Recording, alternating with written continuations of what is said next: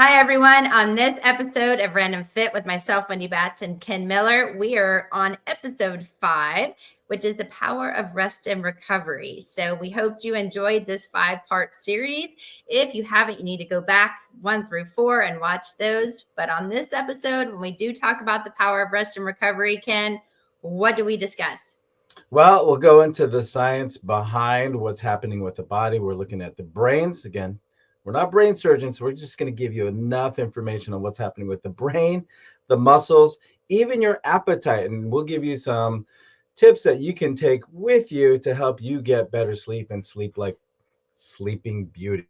So like, follow, subscribe, give us a 5 out of 5 rating, and enjoy the episode. You're listening to Random Fit with hosts Wendy Batts and Ken Miller, winner of a Gold Markham Award for Digital Media.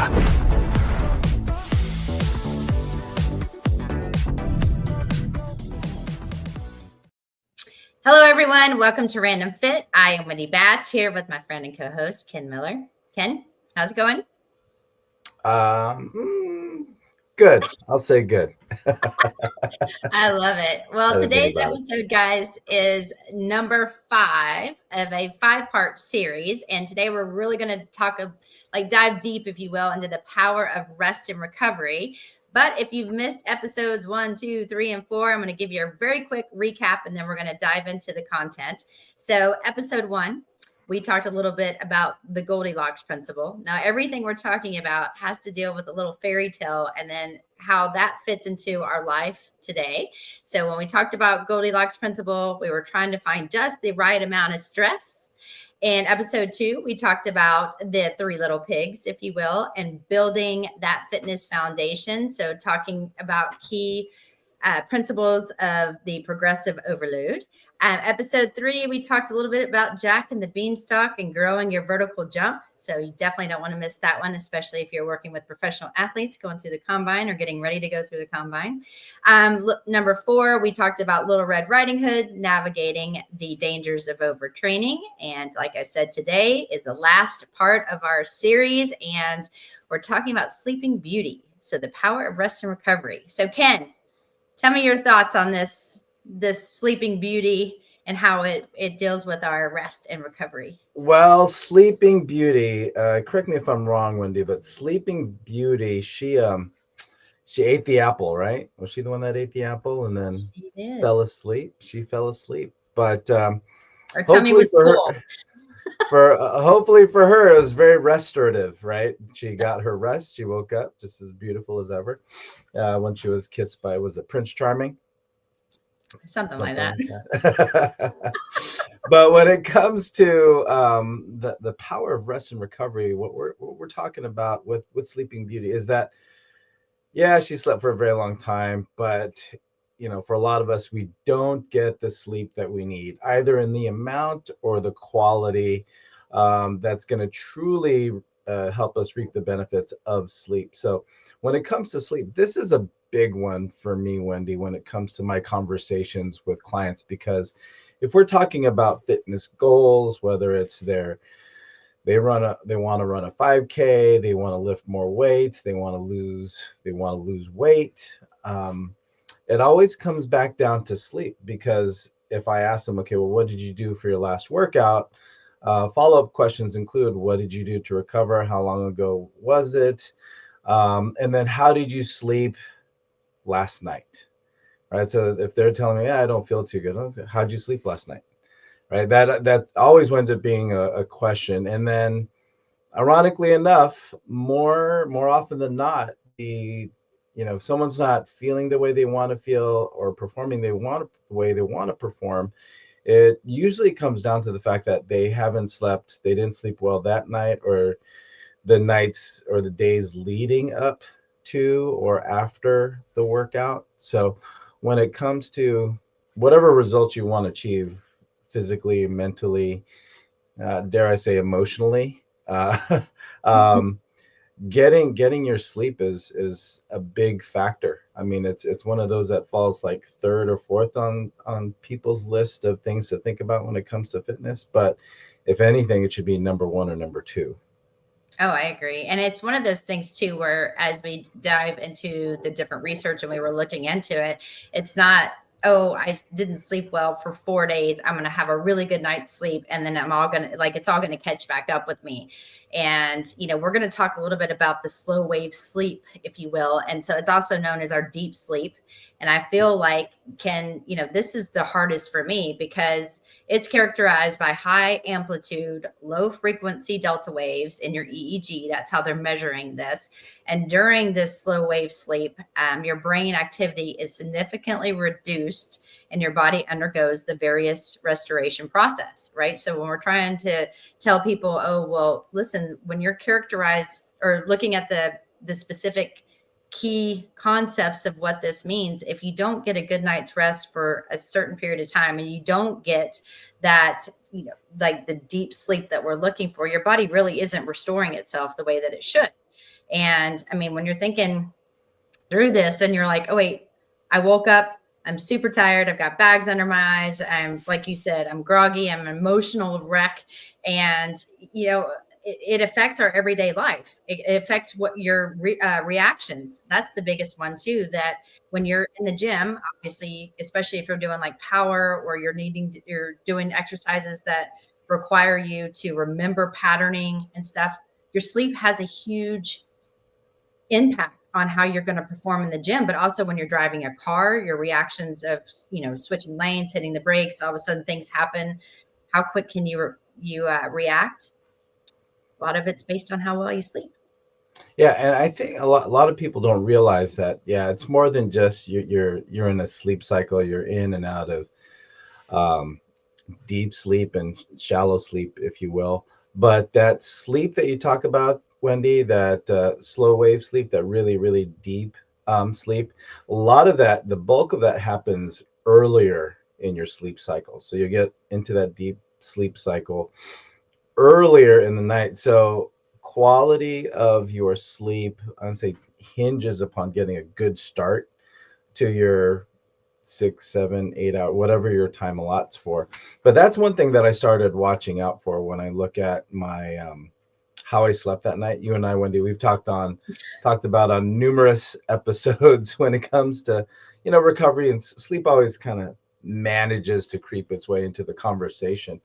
But when I'm looking at my output on my Garmin app and it looks at how low I get, I also look at how long a time frame I am in that cycle. But I've learned that anywhere between 4 hours, uh, you're not going to be in there for 4 hours. 40 minutes to an hour or so is where I wind up being as far as my sweet spot for the beginning. And then that's, if I don't get a good start, my sleep score tends to go down, according to my Garmin, who watches over me at night. Yes, I've noticed the same. Yeah. And I can't say my numbers are quite that great either. And we'll talk about what happens too as you age and why that happens. And it's unfortunate because you're probably, if you're like under 40, you're probably getting the greatest amount of sleep that you ever have, because after 40, things start to change. I've noticed that too. But, when we start talking about this, the slow wave sleep, we're really looking at what they are talking about as your delta waves. And when you're looking at when your brain waves are the slowest, right? That's what they're looking at. So it's the frequency of anywhere between 0.5 and 4, what they call hertz. And so when your body and your brain and everyone, it hits that actual level, your heart rate, your breathing, your brain temperature, they all decrease, right? Your muscle activity is still present, but you're more relaxed. That's when you're going to see better physical recovery. Your body's tissue starts to repair. You're going to get that muscle growth that you're hoping for, and you're going to synthesize the proteins in your body. And so, thinking about on a restorative process, this is all that's happening within, like, Ken, your 40 minutes to an hour, sleep process. And so again, you may be getting and there are different types of sleep waves that you have. Like you said, there's the deep sleep, but that's really what you're hoping for, is how can you increase those numbers? Because if you're sleeping only a few hours and then you get up and use the restroom, or you're sleeping a few hours, you roll over and you're staring at the clock. You're really not giving your body ample time to do the recovery that it's looking for. And that's what really is leading into that groggy next day or next few days. Yeah. And I think when you're talking about that, like you get up, you go to the restroom, whatever, and then you go back to sleep. That's the difference between going to bed and actually going to sleep, right? Oh, I was in bed. Yeah, I was in bed, but was a really productive sleep at that point. Now you're talking about body temperature, respiration. The other thing that I'll throw in there is just your heart rate, right? As far as other things that I watch for. So again, my Garmin tells me, where I am in that sleep cycle. Again, there's other wearables that you can use to monitor sleep, but Garmin's really easy, and the app that's on my phone kind of tells me what I need to know. But the other thing that I look at, Wendy, is my resting heart rate. How low does my resting heart rate go? I know I think on average, my lowest heart rate gets down to like 50, 52. I've seen 48.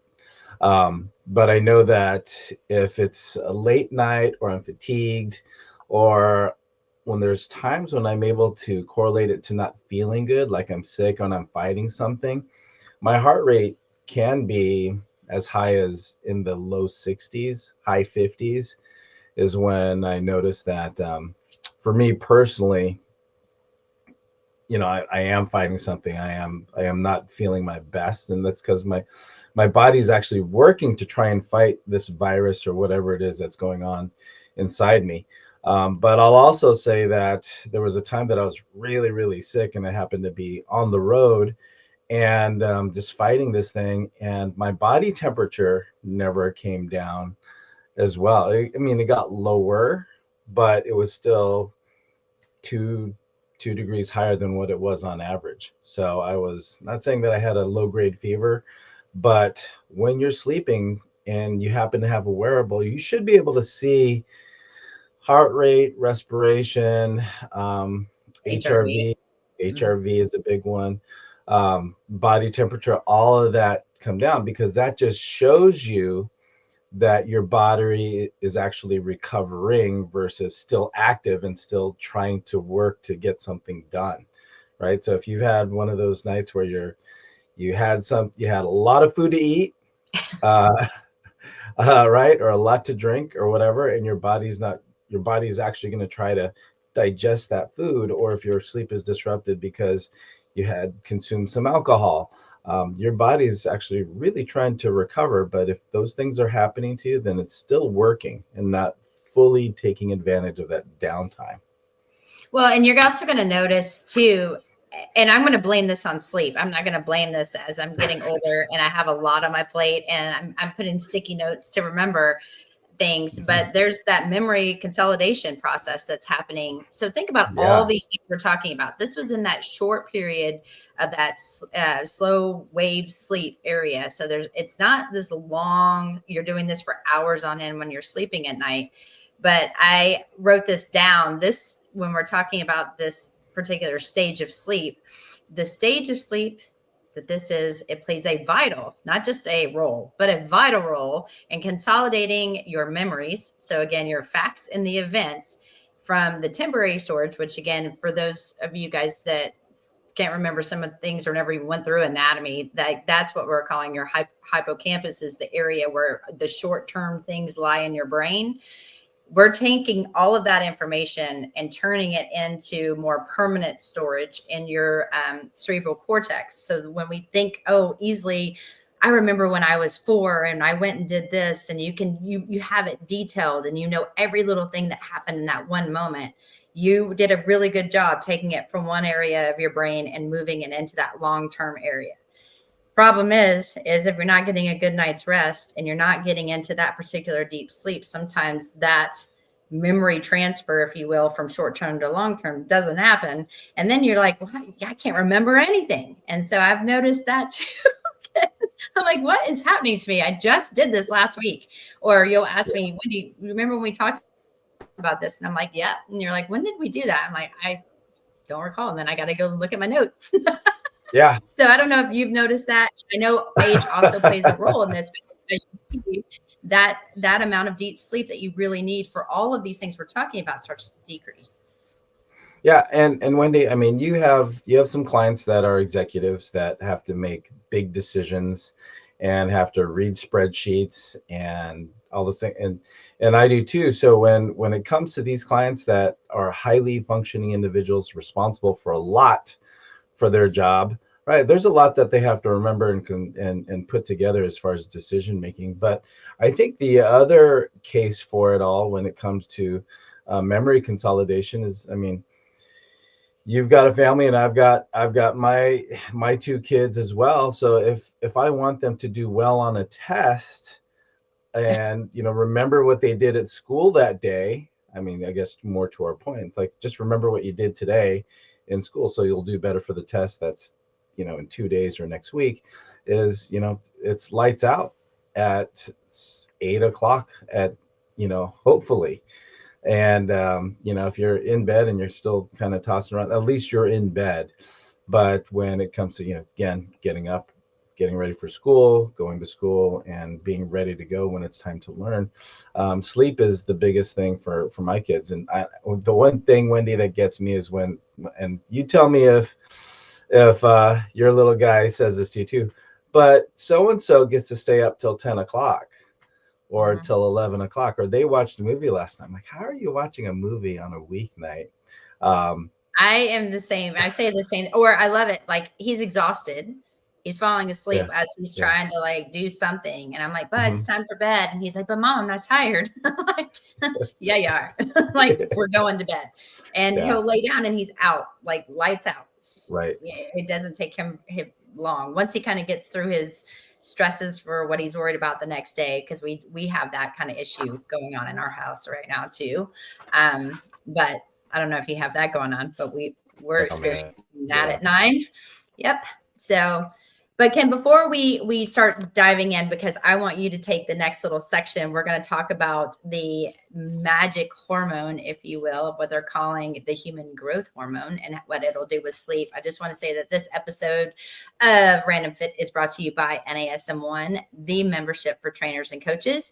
Members enjoy unlimited access to hundreds of career resources. Get the Edge app to schedule and program clients. Enjoy half off all certifications and specializations. Access free CUs and more. All of this for just $35 a month. Go to nasm.org/membership to learn more about NASM1. So Ken, let's talk about the human growth hormone. Yeah, human growth. This is, you don't think about anything outside of being tired, fatigued, and that's why you want to sleep. But overall, when it comes to what is happening while we're sleeping, we don't think about hormonally the fluctuations that's going on. So human growth hormone is a big one, just because if your clients, if you're an exerciser, or if you're a personal trainer who's listening to the Random Fit podcast and you're working with people, this is one of the big reasons why you need to talk about sleep, is because, one, if it's not just about testosterone that helps you put on muscle, but human growth hormone. So in that deep sleep that we just got done talking about, one of the things that starts to get excreted is human growth hormone. And what this hormone does is, again, the big part of its responsibility is for tissue repair. So outside of the brain, when it comes to memory consolidation and things like reaction time and reflex, what we are talking about is the actual muscle tissue itself. So when it comes to tissue repair, collagen production, fat metabolism, again, which is a lot of what our clients are going for when it comes to their physical or cosmetic goals. These are the things that are affected by human growth hormone. And Wendy, I know that in the context of some of the clients and athletes that you see, some of them are coming back from injury, right? So when it comes to tissue repair from being injured, there's nothing more important than having more human growth hormone pulsing through your body as you're getting that sleep. So rest and recovery, especially coming from injury, is going to be greatly enhanced by getting longer and deeper sleep just because of human growth hormone. Oh, 100%. And I mean, that kind of actually goes hand in hand too with kind of what I saw, and a bunch of the information that we looked at, Ken, was the metabolic sabotage too. So, what's happening with your HGH. But then if you think about the fat loss and decreases of disease risks that happen when you don't get, we're all wanting, I shouldn't say many people want to lose weight, right? They don't want to be a statistic of type 1 or type 2 diabetes. They don't want to gain weight. They want to be able to move. They want to be active. They want to look a certain way. And when you have impaired glucose tolerance, right, for sleep restriction. So if you get less than 6 hours of sleep, this can significantly impair your glucose tolerance and reduces your insulin sensitivity, which I know we've talked about before. And that makes our cells less responsive to blood sugar regulation. So short-term sleep restriction, it can increase your risk factors of type 2 diabetes by impairing your glucose metabolism.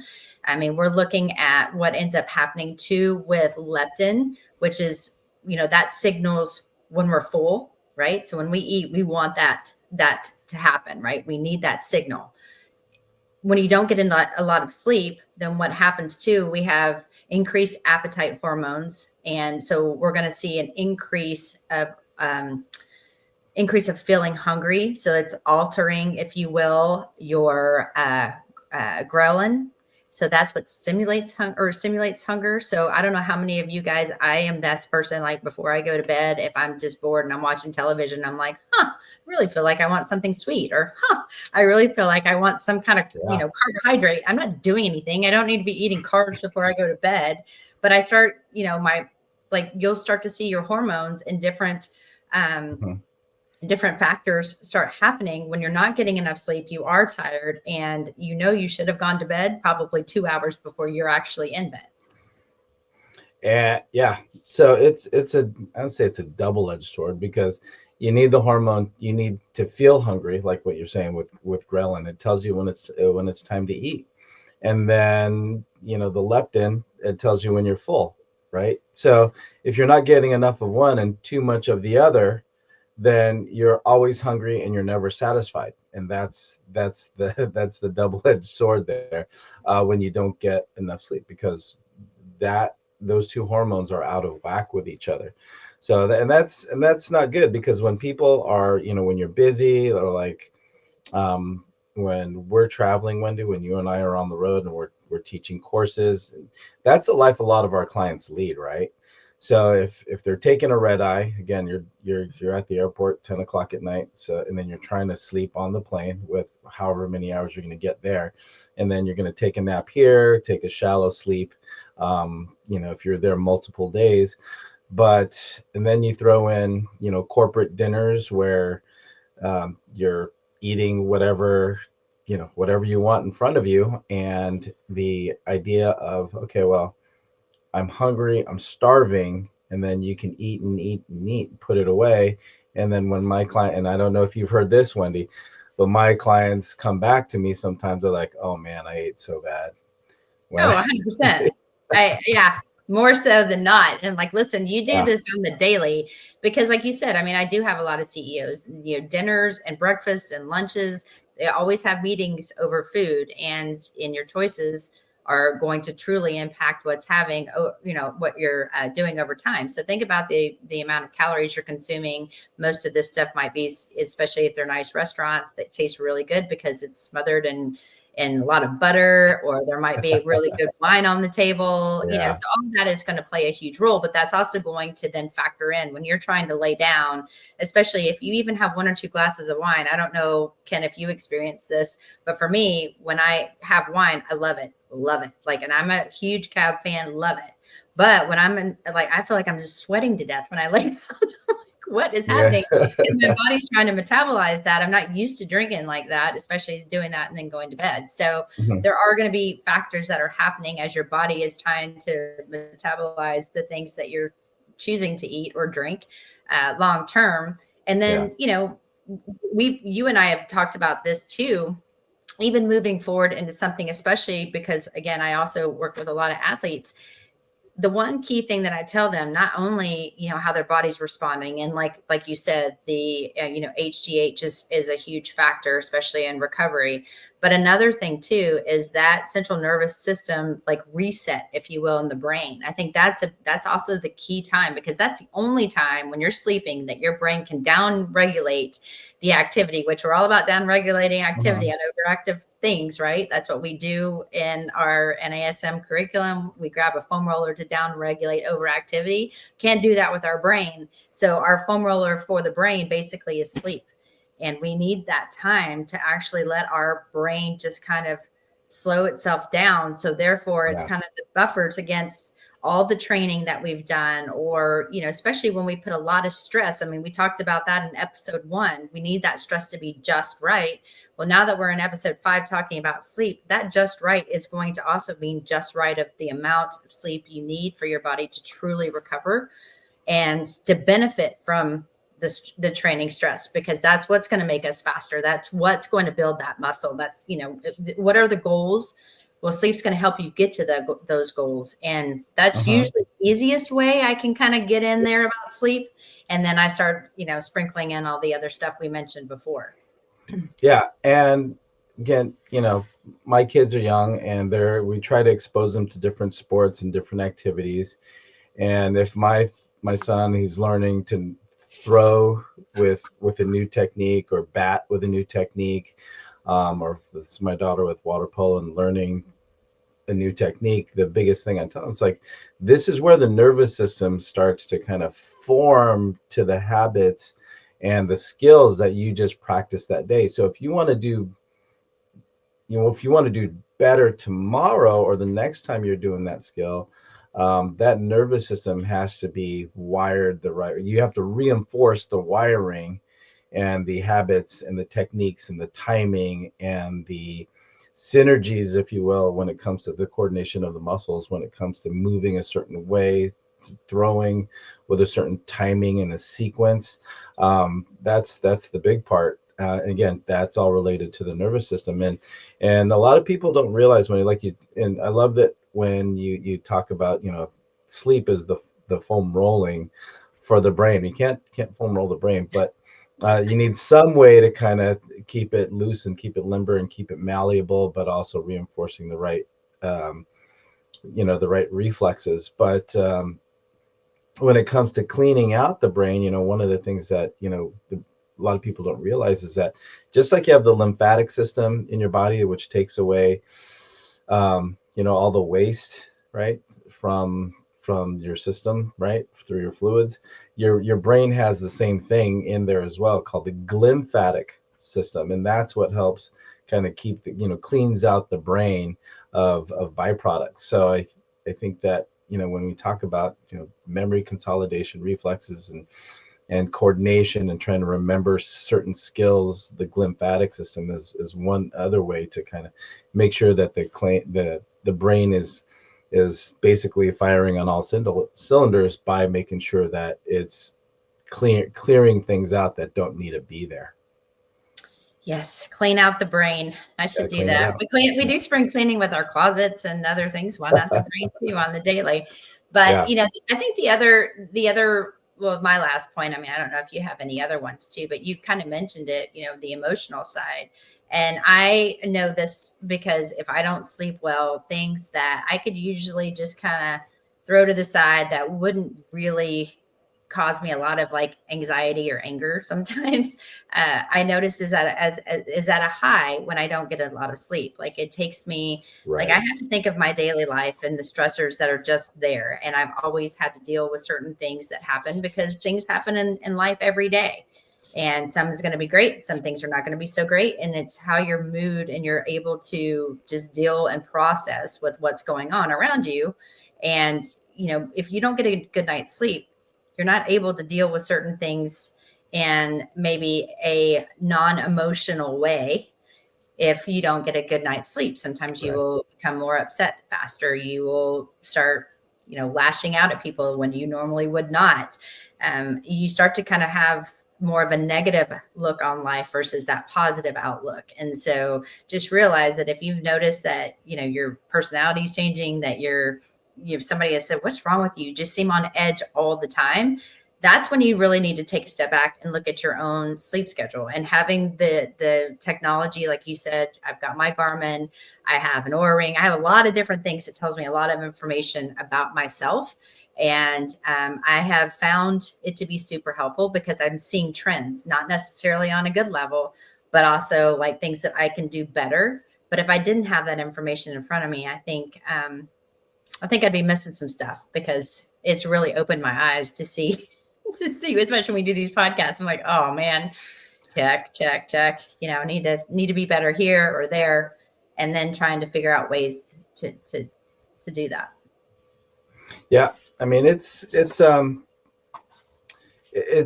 want to say it's something that I kind of correlate when my kids are in a bad mood. Like, I always think, okay, how did they sleep last night, right? And I think, okay, well, I could pretty much point the finger at sleep most of the time when they're like groggy, especially in the afternoons.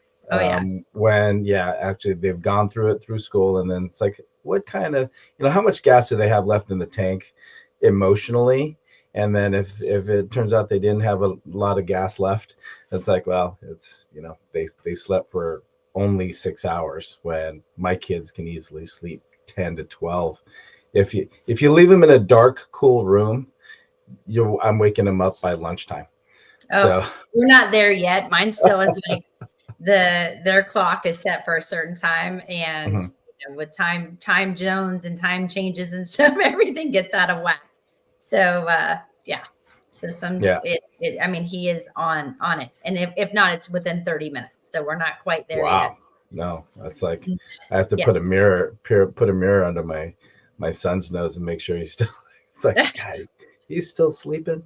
Sure coming, yeah, but his brain has a lot of cleaning to do, though. I think is what he needs to downregulate a lot. He needs to downregulate a lot. So I think, when it comes down to it, if you're going to be more like Sleeping Beauty, I mean, she fell asleep because she ate an apple. But if you're going to if you're going to get yourself there, you just have to build the right habits. Try and go to sleep at the same time. Follow your body's rhythms, and, build a habit, because once the body feels a certain synchronization with the clock, like say 9 o'clock, you start doing the habits, right? Turn off the blue light, stop watching TV, put your phone away, start doing something to where your brain can kind of down-regulate, calm down, get in the mood to go to sleep. And that way, that super deep sleep, in the beginning, your body's better groomed for that, because you've given yourself plenty of time to kind of down-regulate, get the waves going, and that get the brain going into those delta waves, but also making sure that you give yourself that opportunity at least to get the 7 to 8 hour sleep. So not only do you get the depth, but you get the length of sleep that you need. So with that, maybe you don't have to sleep for a very long time or wait for Prince Charming, but you can get the benefits that Sleeping Beauty had. So Wendy, I enjoyed these 5 episodes for the Fairy Tale Fitness storylines. Hopefully our viewers got something out of it. I hope so too. And it was, think about this. If you're my age, it was kind of nice to kind of go back and think, oh, I remember that. Oh, I remember that story. And so when you start to see the parallels of why we put those together, hopefully you guys think it's, that you enjoyed it as well. It's just something different. Yes, that definitely was. So thanks for Wendy for going on this fairy tale journey with me. And thank you, listeners of Random Fit. Yeah, of going down this memory lane of these fairy tale fitness stories. So if you liked them all, or if you haven't watched them all, go back to the other episodes, the 3 pigs, Jack of the Beanstalk, and go through all the episodes and see what you can glean from them when it comes to your fitness journey. So all we ask is that you like, follow, subscribe, download, give us a 5 out of 5 rating when you can, and let us know what other topics you want us to talk about on other episodes of Random Fit. So until next time, everybody, take care and be well.